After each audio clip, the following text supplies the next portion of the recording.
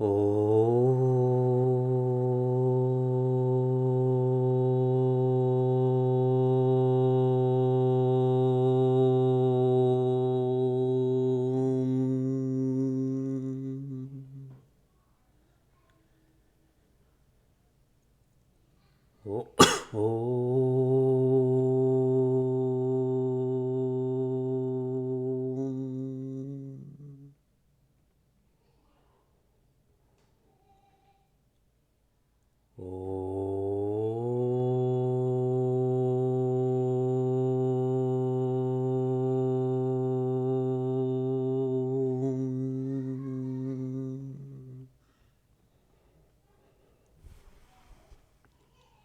Om Vakratunda Mahakaya Suryakoti Samaprabha Nirvignam Kuru Me Deva Sarvakaryeshu Sarvada Saraswati Namastubhyam Varade Kamarupini Vidyarambham Karishyami Siddhir Bhavatu Me Sada Gurur Brahma Gurur Vishnu Gurur Devo Maheshwaraha Gurureva Param Brahma Tasmai Shri Gurave Namaha.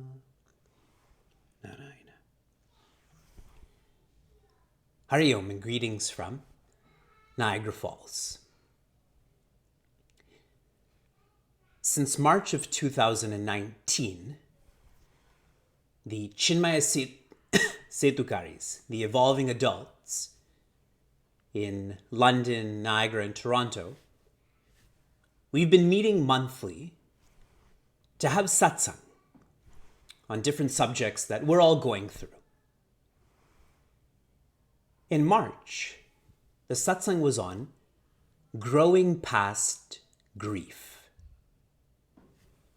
A lot of evolving adults who are in their 30s, 40s, 50s, their parents are aging, their parents are passing.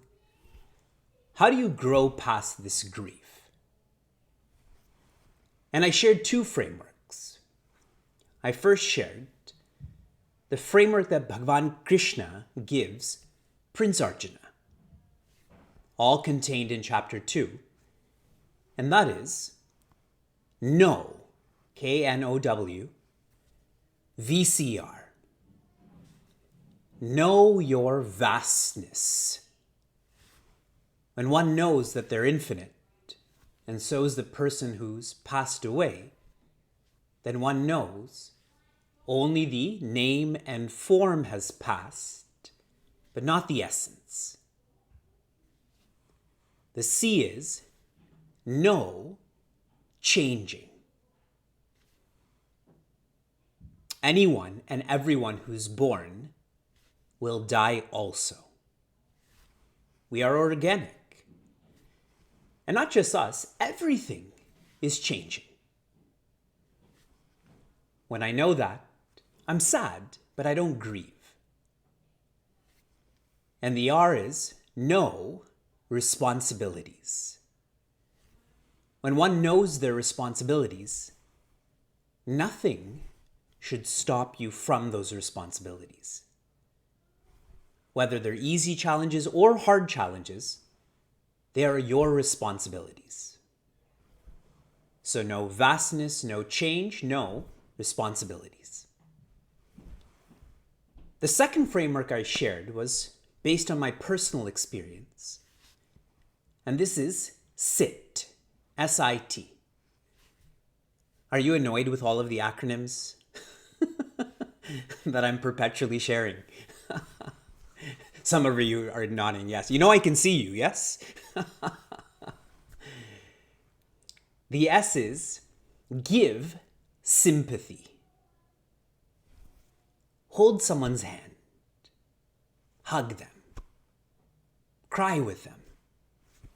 Give sympathy helps you help someone else to grow past grief, and you would expect the same for you.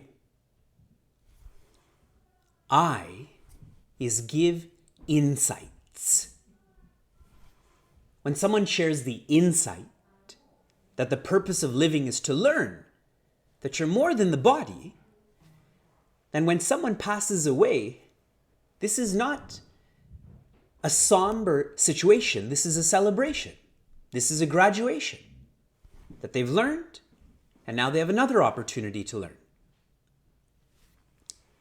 And T is time. Give time. When new experiences are created, when new relationships are developed, then growing past grief becomes more effortless, more natural. Give sympathy, give insight, give time. I'm sharing this with you because when we have knowledge, this becomes a catalyst to application. Without knowledge, what would we apply? And even if we're applying, how do we know that's right? And this is the vision of our course, to extract knowledge. There are 700 verses of knowledge. We're extracting 35. 35 verses so that we can apply them. Quality, because sometimes quantity is difficult. The month of April, we're focusing on challenges, challenging. Applied Gita in challenging circumstances, with challenging people. And we started in chapter 15, verse 16. Infinity in Sanskrit is sometimes described as udasina. What does udasina mean? I'm waiting for our Hindi speakers to respond in the chat room. What does udasina mean? Sit above, indifferent. To be sad. So infinity is described as sad. What's the point of enlightenment then? Udasina means, asina means to sit, and ut means above. Infinity sits above all that is finite. In other words, is not affected by that which is finite. And in this verse, we had explored there's three perspectives. There is the most relative perspective, which we're used to. Stress, anxiety, sadness. And we were encouraged to go one perspective higher. Why all of this change is happening, this multiplicity, is because of Maya. Because of this confusion that the relative is absolute. And then we went even higher. If there's Maya, there has to be Mayapati. If there is a factor that is causing the relative to be interpreted as absolute, then we know that there has to be an absolute.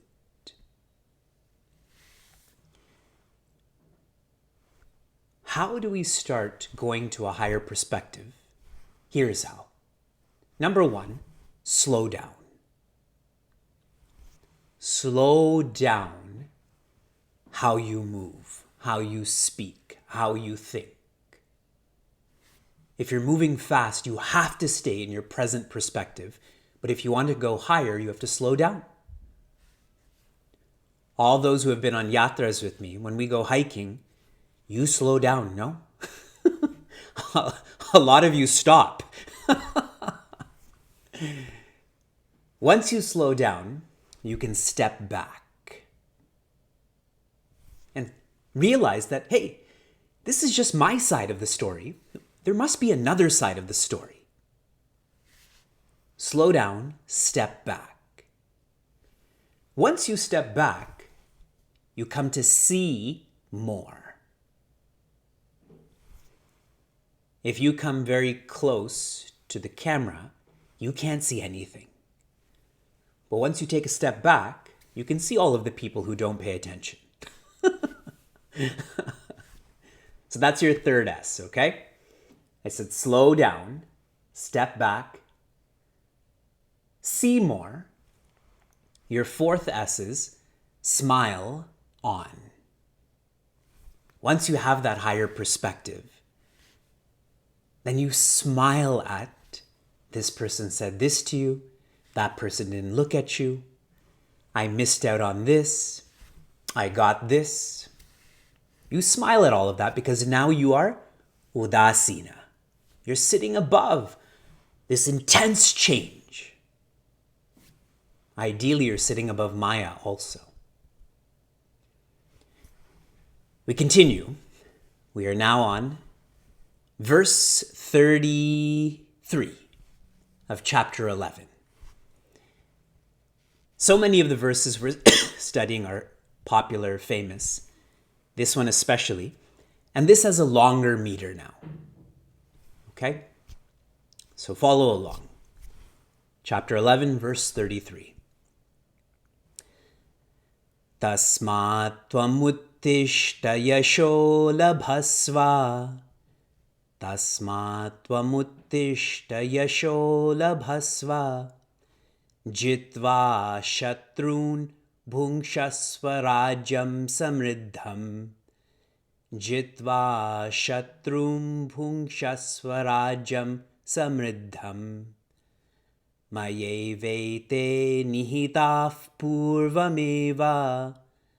Mayevete nihitaf purvameva.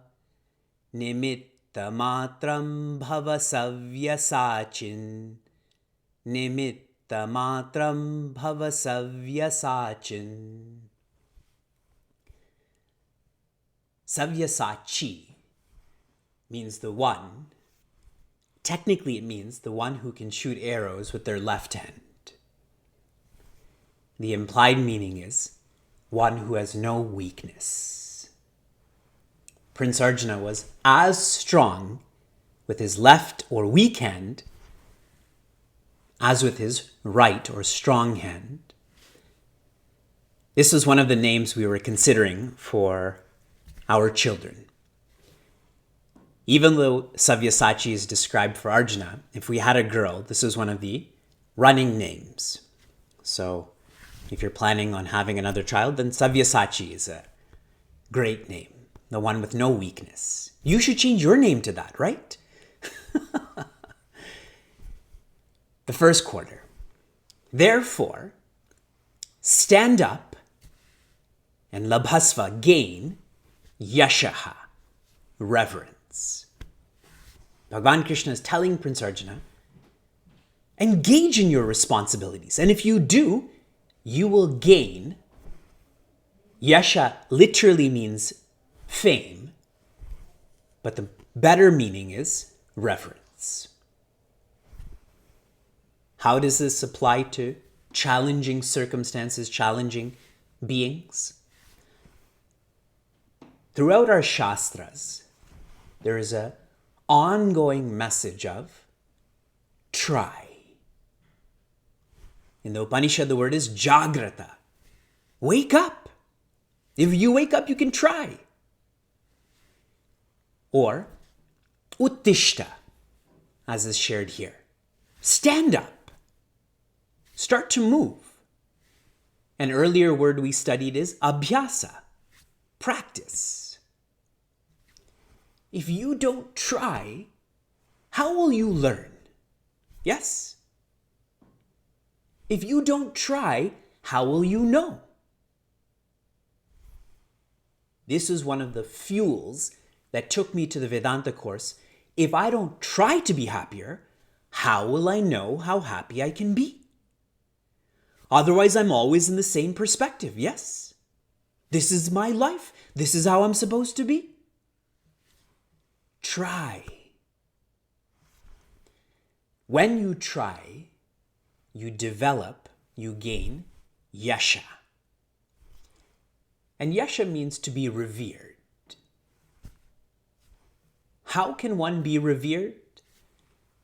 As you're trying, do so respectfully. Sometimes we try in a very rash way, in a impolite way. But try respectfully. Better than that is try lovingly. As you're trying, give your best. Let other people appreciate how hard and smart you're working.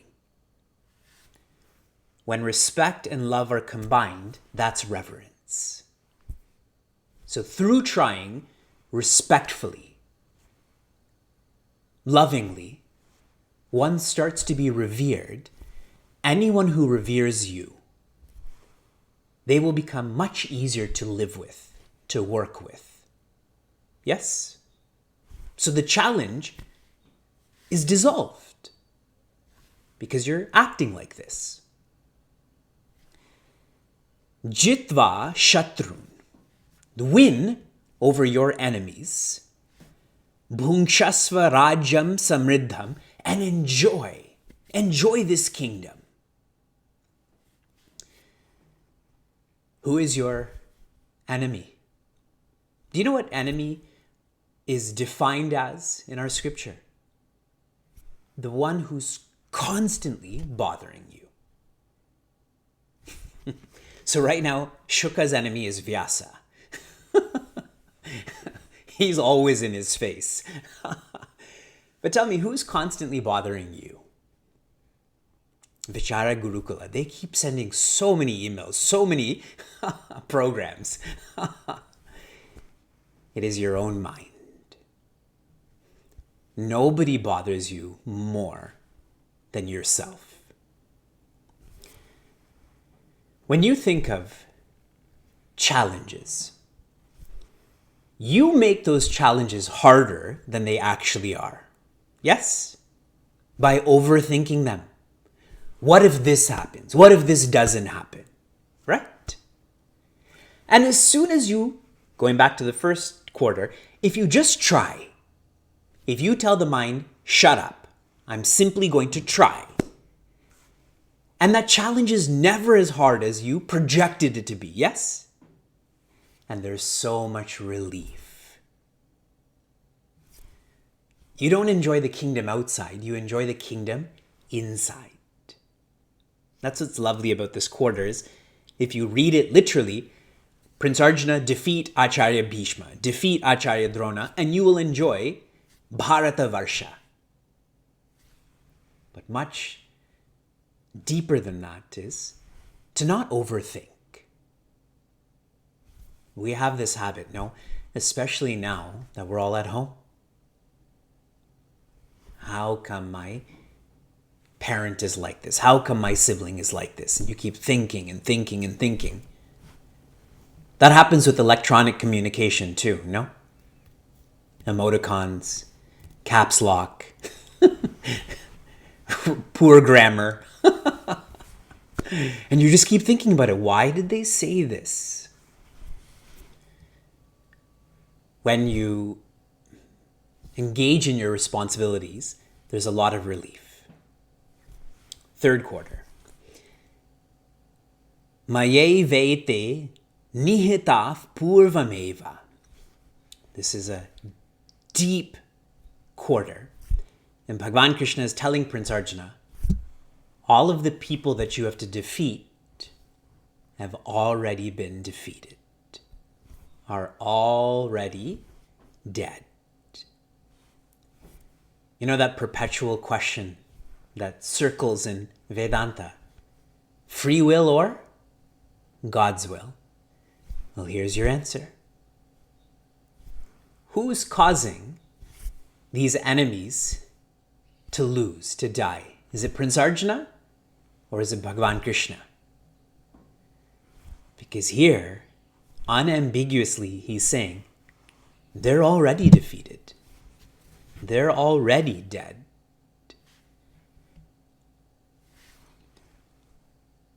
How we have to work with this. Depersonalization is the secret to inspiration. As long as you make matters personal, your enthusiasm and energy will be drained. When you depersonalize the challenge, you feel more inspired, you're objective then. So that's what Bhagavan Krishna is so lovingly sharing with Prince Arjuna. You keep looking at your teacher. You keep looking at your relatives. You've personalized this. I'm asking you to depersonalize this by going from Pandava to Dharma. Focus on what is right. And in that, you start to sink in, you start to see my perspective, as in Bhagavan Krishna's. You will find the challenges in your life are because you're making and taking things personally. And if you don't make and take things personally, it's not a challenge. Think of an organization that you're working with and politics in that organization. Because of those politics, do you not forget that higher perspective and you keep holding on to that lower perspective? Because you've made that personal, right? Do any of you watch the show Suits?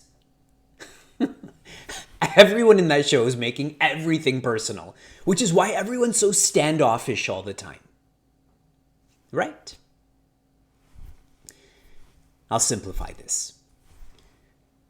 Focus on what's in your control and let happen what's not in your control.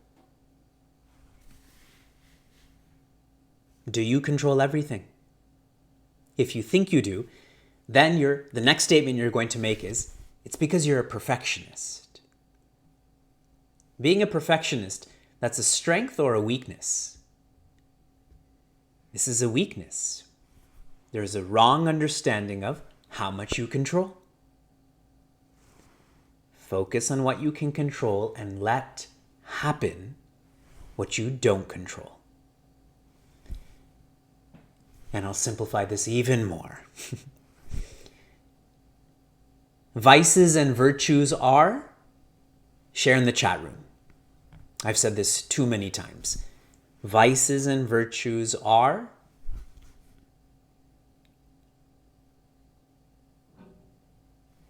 Unilateral. If you're an angry person towards someone, that person you're angry towards doesn't have to be angry back. And the same goes if you're patient towards someone, they don't have to be patient back. What do you control? Your own mind. What don't you control? Everyone else's mind. Yes? And that leads to the fourth quarter. And this is the most practical aspect of this verse. Nimitta matram. Become a instrument. Become my instrument, as in Bhagavan Krishna's instrument.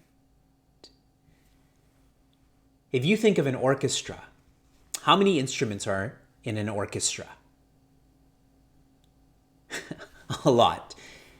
Vyasa had a music class today. So at one point, the teacher unmutes all of those toddlers. And all of those toddlers have to bring an instrument. So imagine how frightening that orchestra is. I had to calm Shuka down. I had to hold him because there's just a ruckus going on. Now, in an orchestra, the piano can only create a piano sound, not a drum sound, yes? The drum can only create this bass-like sound, not like that of a flute. Be my instrument. I am the conductor. And you are a instrument. And focus on that. Do that well. And in doing that well, you will be more efficient, more effective, more enlightened. I'll make this deeper. One of the hardest parts of our personality to change is this sense of doership. Yes? Kartritva. I did this, I'm doing this, I will do this. And so Bhagavan Krishna is sharing here, how do you loosen that doership is instrumentship. A doer feels, I'm fully in control. I'm the conductor. Instrumentship is where I'm not fully in control, I'm partially in control. There's as if some free will and as if some God will. The next transition is to observership. From instrumentship to observership, where you're not the conductor, but you're listening to this orchestra. This Sakshi Bhava. Watch the body, watch the thoughts. And the evolution from observership is beership. I'm confident that's not a real word, but you get it, yes? Or now you're being. In observing, there's still two entities. In being, there's only oneness, only Advaita. So doership, instrumentship, observership, beership. So here in the middle of Bhagavad Gita, Bhagavan Krishna is sharing, relax, Arjuna. You are an instrument, so be an instrument. You're taking on the burden of this whole war. We take on the burden of the whole world. There are so many of you who have shared with me that you watch the news all the time. You listen to the radio all the time. You read articles all the time, especially about COVID. Is it helping you? I feel that slowly destroying your brain cells and making your mind more of an enemy. That's why your raw from Meaningful Mornings, your rad from Meaningful Mornings was no audio input. Do not listen to the news today. What can you really do? You can give your effort, your time, your resources. I was sharing this with Sheila today. She also has observed that so many people are infatuated. They're obsessed with the news, and it's hurting their mental health. She knows lots of people. I know lots of people. And I shared with her that about me. Effort-wise, I'm investing effort to be udasina, to be sad, to be balanced. I'm investing time. With everyone being at home, more programs have developed, more accessibility, yes? There's so many of you who are not part of the Applied Gita course, but now you are, yes? And I'm happy to see all of you. And resources. We've raised $12,500 for youth in Niagara. We've raised $12,500 for the food bank in Albany. And now the upcoming Sankalpa is to raise $12,500 for domestic violence in Cleveland. And my point is that resources are being given to what else can one do? Yes. And so you sleep well then. You feel good about yourself. Nimitta matram bhavasavya sachin. Be my instrument. This works for everyone. Let's read through this verse again, remembering whatever points relate to you. Not being a perfectionist, shifting to being an instrument, allowing to happen unilateral. Tasmat tvamuttishta yasho labhasva jitva shatrum bhungshasva rajam samriddham mayevete nihitaf purvameva nimitta matram bhavasavya sachin. Oh.